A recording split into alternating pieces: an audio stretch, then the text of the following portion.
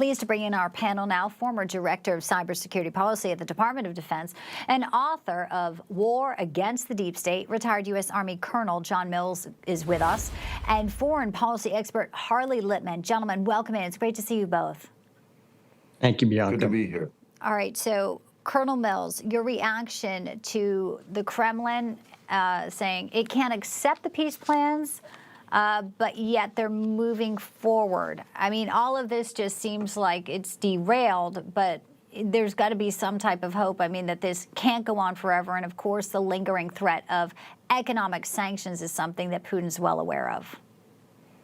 Well, yes, Bianca, and that is the U.S. has very significant leverage, something the Biden team never really did as much as they said they wanted the war to end. There's immense unleashed abilities of the U.S. to cause pain and suffering economically.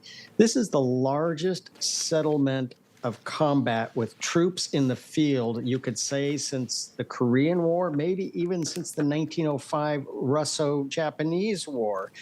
It's going to be messy to bring this to the shooting where the sides are no longer shooting at each other.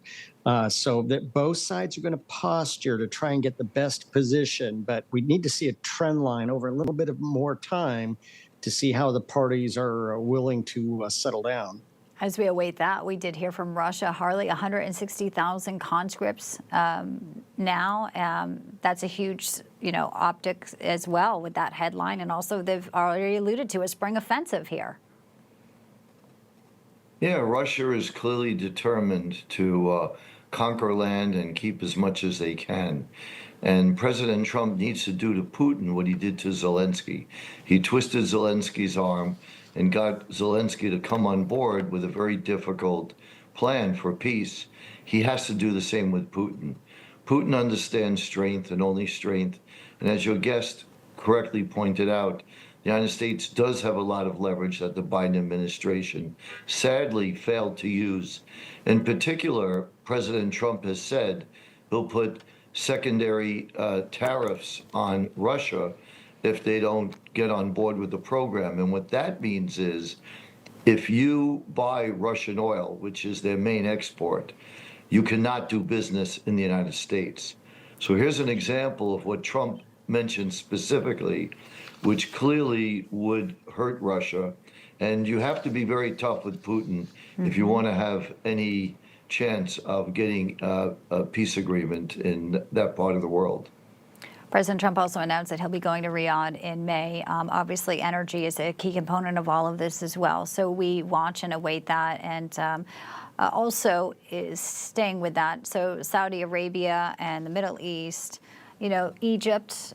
He had a call today. President Trump said with the president, al-Sisi.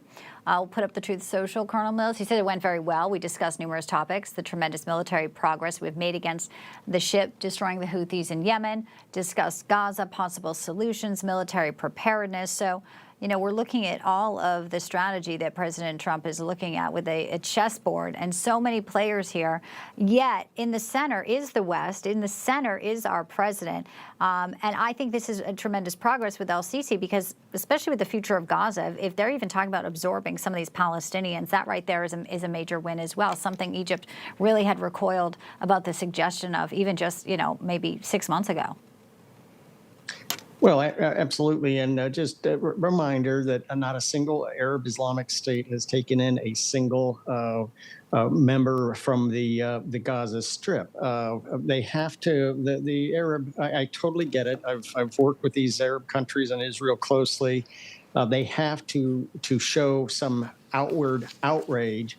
They're not going to take a single person from the Gaza Strip. They know their trouble. And so this is, but we have some bridge building to do. The Biden committee rebuffed Israel. They rebuffed all the Arab states that were our close friends. I think they rebuffed just about everybody.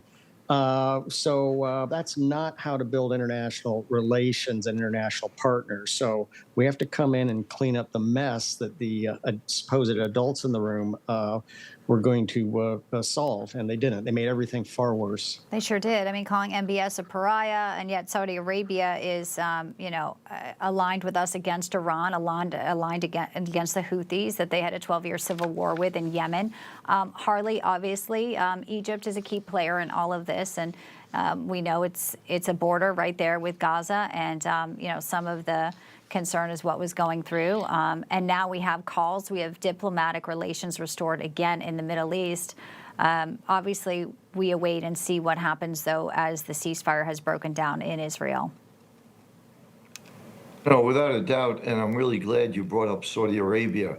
It's been somewhat under the radar screen, but all the meetings are taking place there. Has anybody noticed why?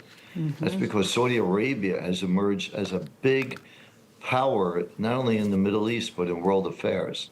They're a very loyal ally of the United States, as I think you referenced. They're going to be playing a critical role here. So this is really an opportunity for Saudi Arabia to work with the United States and put pressure on Sisi. We have leverage with Sisi. We provide him with a lot of economic aid. Saudi Arabia could help. And President Trump's vision of creating Gaza, which could be somewhat of a Singapore or a Dubai, is really a beautiful vision for that part of the world.